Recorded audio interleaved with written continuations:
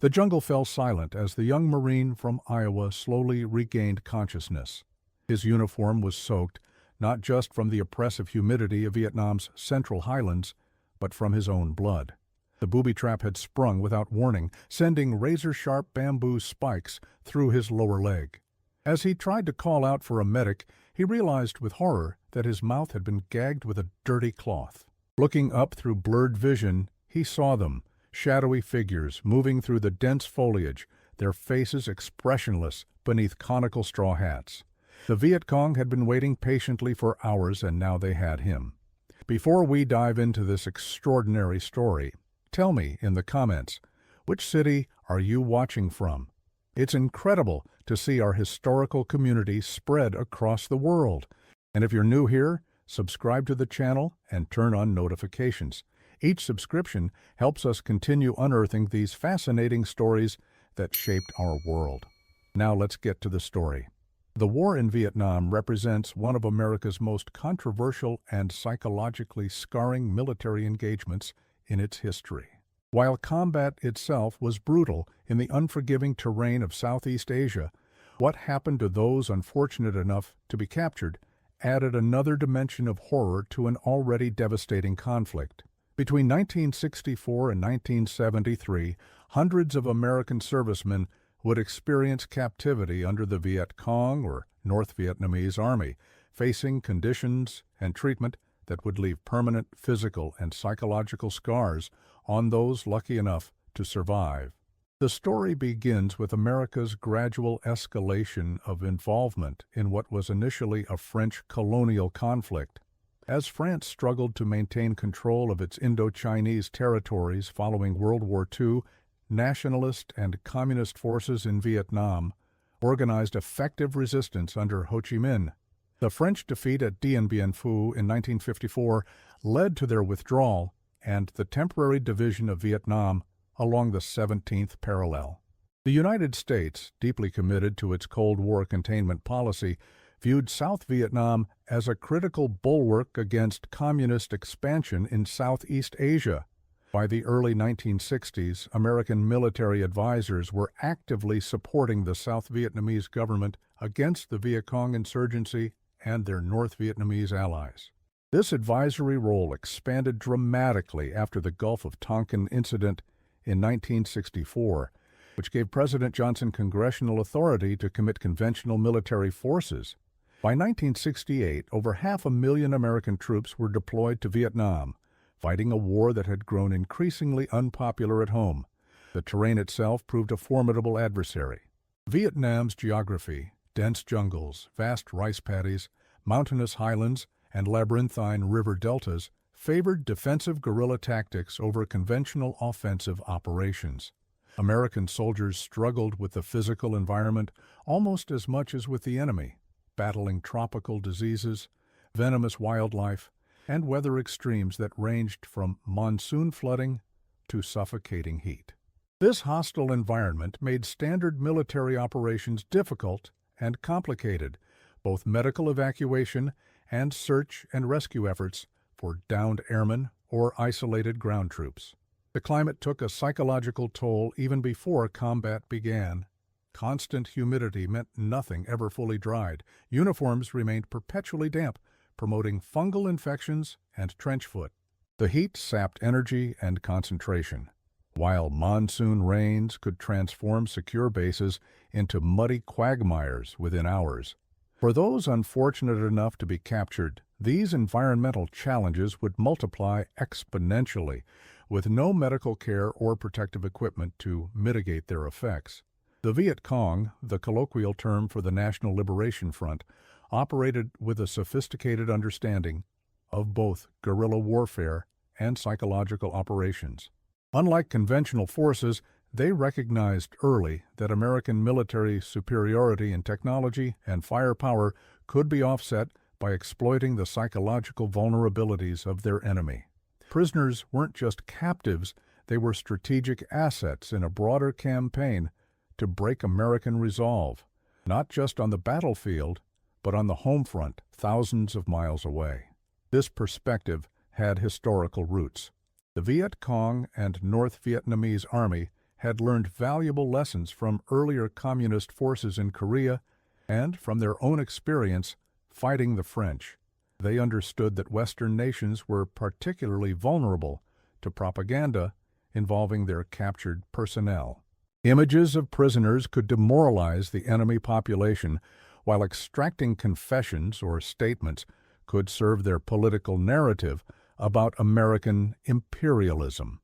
This calculated approach made captivity in Vietnam distinct from previous conflicts and especially brutal for those who endured it. The Viet Cong themselves were a complex organization, not the monolithic force often portrayed in American media at the time. They ranged from ideologically committed communists to nationalists primarily concerned with expelling foreign influences to local villagers coerced into service. This diversity meant that treatment of prisoners could vary significantly depending on which unit had captured them. Some American POWs reported encounters with Viet Cong who showed basic humanity, while others described captors who seemed to take sadistic pleasure in inflicting suffering. This inconsistency added another layer of psychological stress. Prisoners never knew whether a transfer to a new camp would bring better conditions or worse torment. When American forces began their major deployment to Vietnam in 1965, they arrived with conventional warfare training but little preparation for the unconventional tactics they would face. The Pentagon, still operating under Cold War doctrine, had prepared its men for set-piece battles rather than the fluid, unpredictable nature of counterinsurgency. The average American soldier or Marine came equipped for a conventional fight: heavy packs, bulky equipment, and tactics suited for open terrain rather than the dense jungles and rice paddies where most engagements actually occurred. This gap in preparation extended to what soldiers should expect if captured. While pilots received some training in resistance techniques, primarily focused on name, rank, service number, and date of birth, the average infantryman had minimal guidance on surviving as a prisoner of war in the jungle camps of Southeast Asia. The military's code of conduct, developed after the Korean War, provided ethical guidelines but little practical instruction on coping with the specific psychological techniques they would encounter. The first American POWs in Vietnam quickly discovered that their captors operated under different rules than those established by the Geneva Conventions. The Viet Cong classified captured Americans not as prisoners of war, but as war criminals, a designation that, in their view, exempted them from international standards of treatment.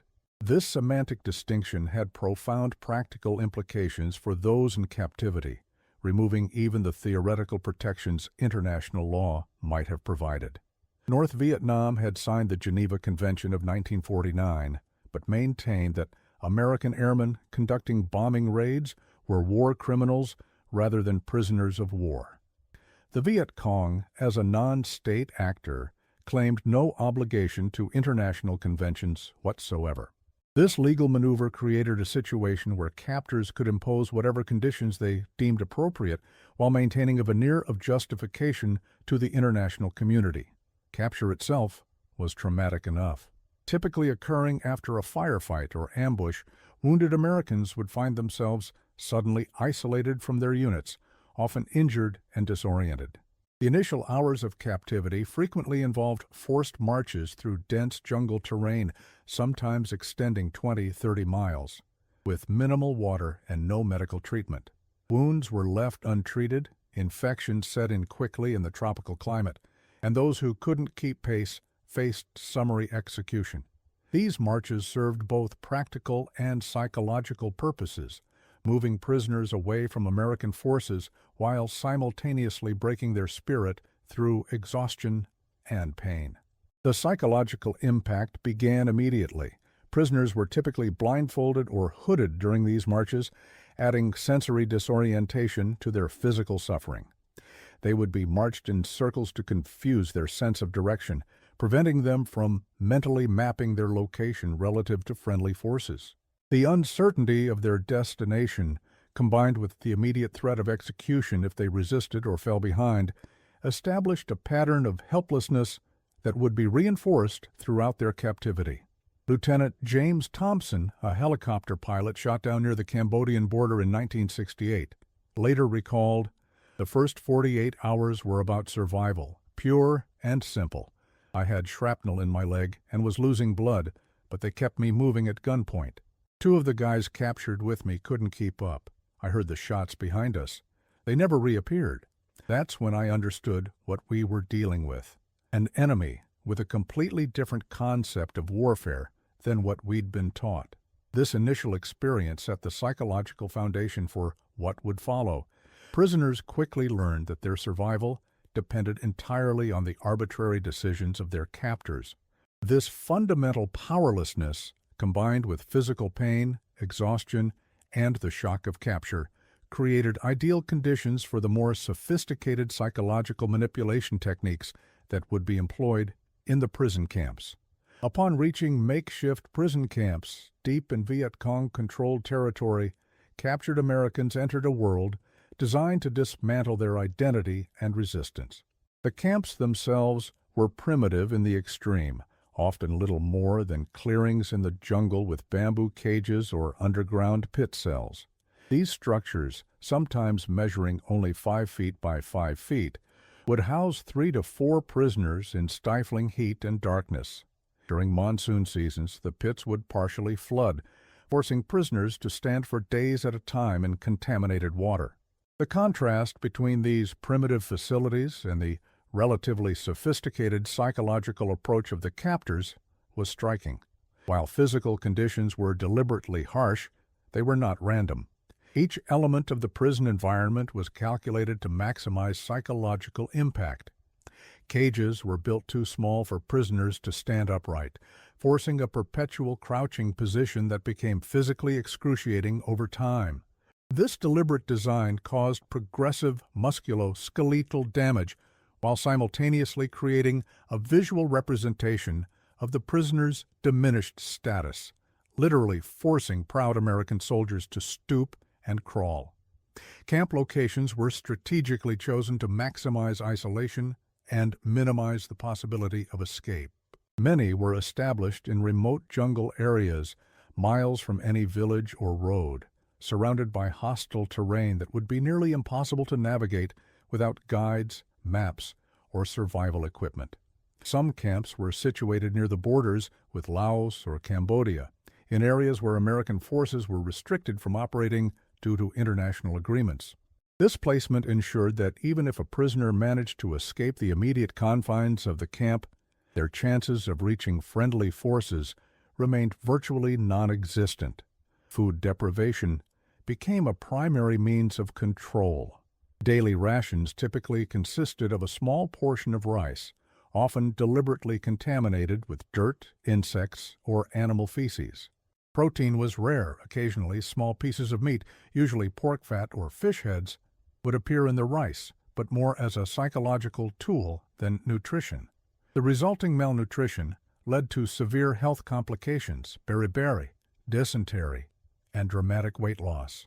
Former POWs report losing between 60 to 100 pounds during captivity, their bodies consuming muscle mass as they approached starvation. The water situation proved equally dire. Prisoners received minimal amounts of water, often collected from bomb craters or stagnant jungle pools. Untreated and contaminated, this water source introduced parasites and bacteria that caused chronic intestinal issues. Dysentery became so common that prisoners developed the gallows humor of rating their health by how many fingers of blood appeared in their stool each day. Medical treatment was virtually non-existent. At best, rudimentary first aid from other prisoners. At worst, infected wounds were left to fester until amputation became the only option, performed with inadequate tools and no anesthesia. Personal hygiene became impossible to maintain. Without soap, clean water, or changes of clothing, prisoners developed chronic skin infections, lice infestations, and fungal diseases. The combination of tropical climate, inadequate sanitation, and crowded conditions created ideal breeding grounds for disease. Dental problems were particularly common and excruciating. Without any dental care, abscesses and infections went untreated, leading to severe pain and eventually tooth loss. Some prisoners reported pulling their own teeth with improvised tools when the pain became unbearable. Beyond these physical deprivations, the Viet Cong employed sophisticated psychological torture techniques. Isolation proved particularly effective. Prisoners were frequently held in solitary confinement, sometimes for months, with no human contact except interrogation sessions. The sensory deprivation of these dark, confined spaces induced hallucinations and mental breakdowns, even in previously stable individuals. Guards would deliberately disrupt sleep patterns, preventing the normal psychological recovery that sleep provides. Some prisoners reported being kept awake for more than a week through a combination of noise, physical discomfort, and direct intervention when they began to drift off. The psychological impact of isolation cannot be overstated. Humans are fundamentally social creatures, and prolonged solitary confinement produces predictable psychological deterioration. First comes anxiety and heightened stress responses, followed by cognitive difficulties and perceptual distortions. Eventually, many prisoners experienced paranoia, hallucinations, and severe depression. This process, well understood by the Viet Cong through their experience with Chinese communist techniques, served to break down the prisoner's sense of self and resistance over time. One particularly effective technique involved the deliberate disruption of time perception. Guards would provide inconsistent meal schedules, very light exposure in cells where any light penetrated, and randomly alternate periods of interrogation with periods of complete abandonment. Without watches or calendars, prisoners quickly lost track of days, then weeks, then months. This temporal disorientation undermined the psychological coping mechanism of counting down time until potential release or rescue, replacing it with an endless present filled with suffering and uncertainty. Interrogation sessions followed a pattern established by communist forces dating back to the Korean War. Rather than seeking primarily tactical intelligence, which would quickly become outdated, interrogators focused on breaking the prisoner's resistance to cooperation. Sessions began with demands for military information, but quickly transitioned to political education and demands for confessions of war crimes. Those who refused faced escalating consequences, reduced food rations, physical beatings, stress positions, and eventually more creative forms of torture. The pattern typically followed a predictable cycle: initial demands, prisoner resistance, punishment, slight easing of conditions to offer hope, then renewed demands with threats of returning to harsher treatment. This cycle, repeated over months or years, gradually eroded even the strongest resistance. The goal wasn't merely information but rather compliance and ideological conversion, or at least the appearance of it for propaganda purposes. Psychological manipulation extended to language and framing. Guards and interrogators consistently referred to Americans as criminals rather than soldiers or prisoners, reinforcing the narrative that they deserved punishment rather than protection under international law. This linguistic framing served both to justify harsh treatment to the captors themselves and to gradually undermine the prisoner's self-image as an honorable soldier serving their country. Interrogators would frequently tell prisoners that they had been abandoned by their government and that the American public considered them baby killers rather than heroes. Sergeant William Reeves, captured near Khe Sanh in 1967, described one such technique. They'd tie your arms behind your back, then slowly raise them upward until your shoulders were on the verge of dislocating. The pain was excruciating, but they'd hold you there, asking the same questions over and over. But the worst part wasn't the physical pain. It was knowing that tomorrow would bring more of the same, with no end in sight. Other methods included rope torture, where prisoners were bound with thin cords that cut into flesh as they tightened. The iron fist, where captives were repeatedly punched in precise locations to maximize pain without leaving visible marks. And confinement in tiger cages, wooden boxes so small that prisoners could neither stand nor lie fully extended, forcing them to remain in a hunched position for days or weeks, resulting in permanent skeletal deformities. When you passed out from the pain, they'd revive you with water and start again. This could go on for hours. One particularly cruel technique, known to prisoners as the ropes, involved binding the arms tightly behind the back, then progressively tightening the bindings until circulation was cut off and shoulders dislocated. This method caused excruciating pain while leaving minimal visible evidence of torture, an important consideration for prisoners who might later be displayed to international observers or journalists. The long-term physical damage was severe, with many survivors suffering permanent nerve damage and reduced mobility in their arms and shoulders. The torture techniques employed against American prisoners weren't designed primarily for intelligence gathering, but rather to break the will and create compliance. This distinction is important for understanding the prisoner experience. In conventional interrogation, once information is provided, the pressure typically eases. In the Vietnamese approach, providing information was merely the first step toward ideological conversion. The ultimate goal was to transform the prisoner into a propaganda asset, someone who would publicly denounce American involvement in Vietnam and admit to war crimes, whether real or invented. This approach created agonizing moral dilemmas for prisoners. The military code of conduct instructed them to provide only name, rank, service number, and date of birth. But after weeks or months of torture, many reached physical and psychological breaking points. Some provided false information to gain temporary relief, while others made limited confessions they hoped would satisfy their captors without betraying critical military information.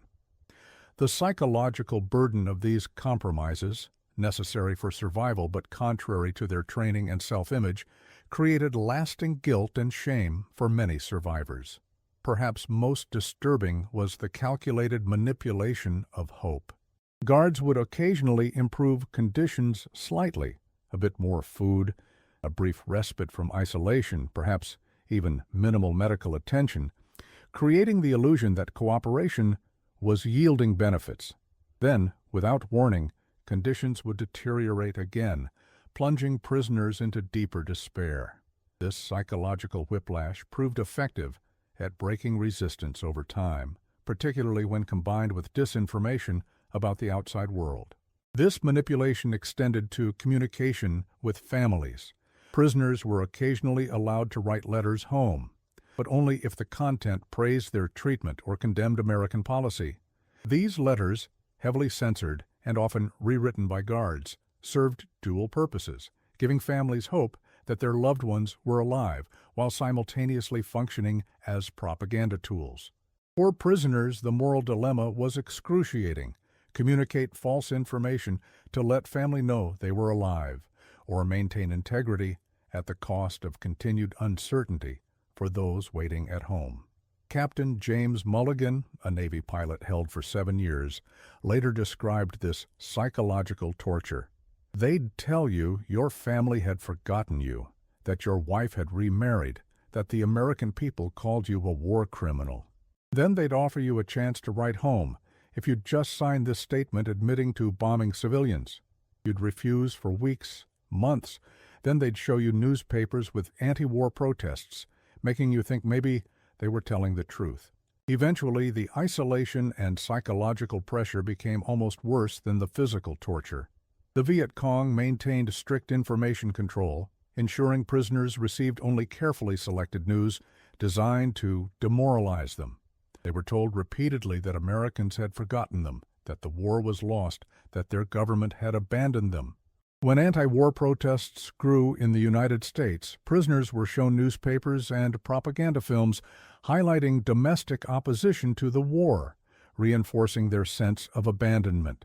This isolation from accurate information created a vacuum filled with uncertainty and despair. The psychological impact was profound. Marine Captain James Warner described being shown fabricated news about anti-war protests. They showed me a newspaper with pictures of American students burning draft cards. The guards kept saying, "Your own people don't want you here. They've forgotten you." For months, I believed them. It was only later I learned those photos were carefully selected to break our morale. They never showed us anything about efforts back home to secure our release or support for the troops. Religious faith became a critical psychological support mechanism for many prisoners.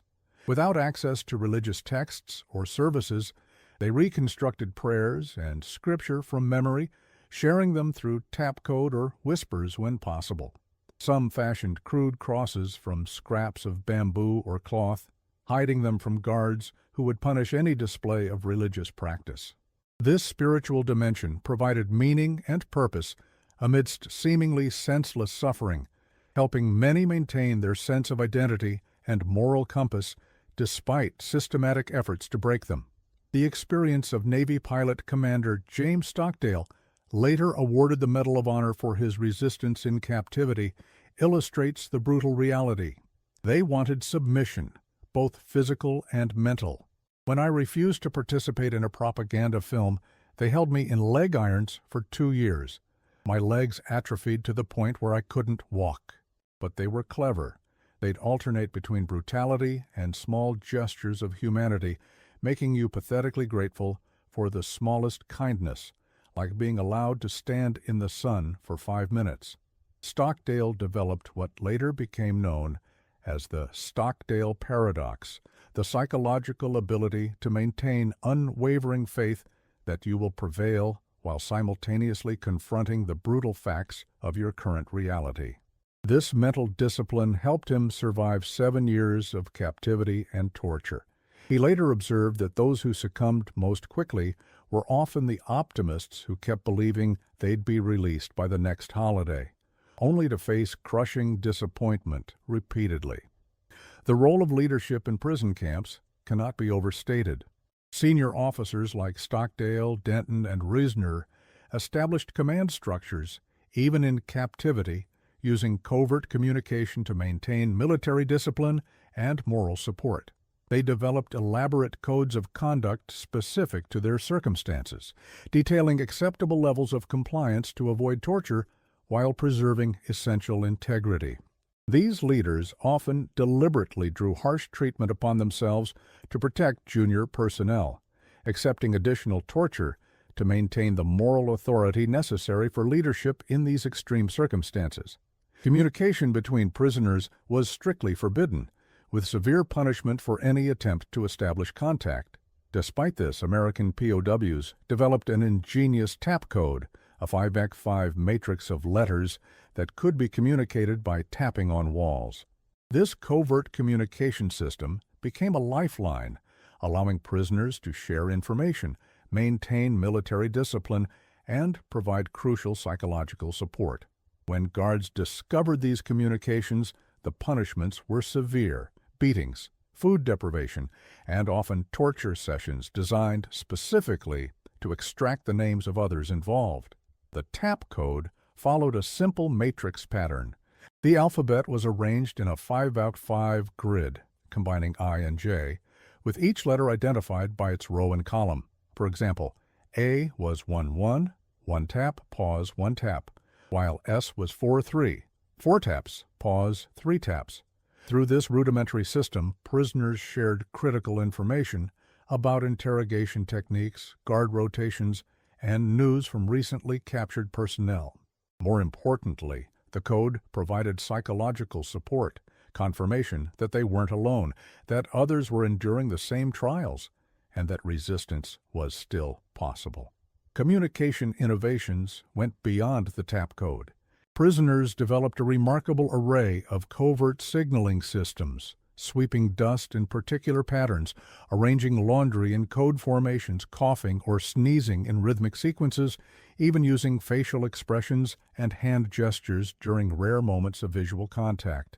The ingenuity displayed in these communication systems speaks to both human adaptability and the fundamental need for connection, particularly in circumstances designed to isolate and dehumanize.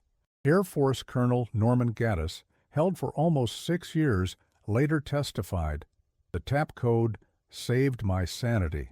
During 2 years in solitary, knowing other Americans were just on the other side of that wall made all the difference. we'd tap GBU, God bless you, every night before trying to sleep. That simple message of solidarity kept me going through the darkest times. For those held in North Vietnam's more permanent facilities like the infamous Hanoi Hilton, Hoa Lo Prison, conditions were marginally better than jungle camps but still brutally harsh. The North Vietnamese, with greater resources and international visibility, maintained a veneer of humane treatment while still employing physical and psychological torture. Here, American POWs created a command structure and code of conduct that helped many survive years of captivity. Senior officers like Admiral Jeremiah Denton and Colonel Robinson Rissner established the TAP code system and rules for resistance that balanced survival with honor. Hoa Lo Prison, a French colonial-era facility in central Hanoi, became the central detention facility for most American airmen shot down over North Vietnam. The prison's architecture, thick stone walls, small cells, minimal ventilation, created suffocating conditions in Vietnam's tropical climate. Temperatures inside cells frequently exceeded 100 dB, with humidity approaching 100%. These physical conditions exacerbated the psychological pressure of captivity and created ideal conditions for chronic illness among prisoners already weakened by inadequate nutrition. The prison complex was divided into various sections with names bestowed by American prisoners: Heartbreak Hotel for newcomers and those undergoing intensive interrogation, New Guy Village for recent arrivals, The Mint for those being re-educated, and Camp Unity for prisoners housed in larger group cells after 1969. Each area had its own regime and conditions, with prisoners frequently moved between sections as part of the psychological manipulation strategy. Just as adaptation to one environment occurred, a transfer would reset the adjustment process. The North Vietnamese understood the propaganda value of their American captives. Occasional staged press tours would be arranged for sympathetic foreign journalists, with selected prisoners cleaned up, fed better meals, and coached on appropriate responses. These carefully orchestrated glimpses gave a false impression of conditions, allowing North Vietnam to claim compliance with international standards while continuing harsh treatment once the cameras departed. Those who deviated from approved scripts during these events faced severe punishment after the journalists left. Christmas became a particularly poignant time for prisoners, highlighting their isolation from home and family. The North Vietnamese occasionally exploited this emotional vulnerability by allowing limited celebrations, complete with propaganda photographers, only to return to harsh conditions immediately afterward. Some prisoners recalled being given small gifts or special meals during holiday periods, but always with strings attached, usually the requirement to make statements thanking their captors for humane treatment or condemning American military actions. The experience of female nurses captured during the conflict added another dimension of horror. Though few in number, women POWs faced the additional trauma of sexual assault and gender-specific humiliation. Lieutenant Mary Reynolds, a nurse captured when her medical evacuation helicopter was shot down in 1969, later testified, "They viewed us as particularly valuable for propaganda. They would parade us in front of cameras, force us to read statements condemning American imperialism, and when we refused, the punishments were, I still can't talk about some of what happened." But they knew a female American prisoner had different vulnerabilities than male soldiers.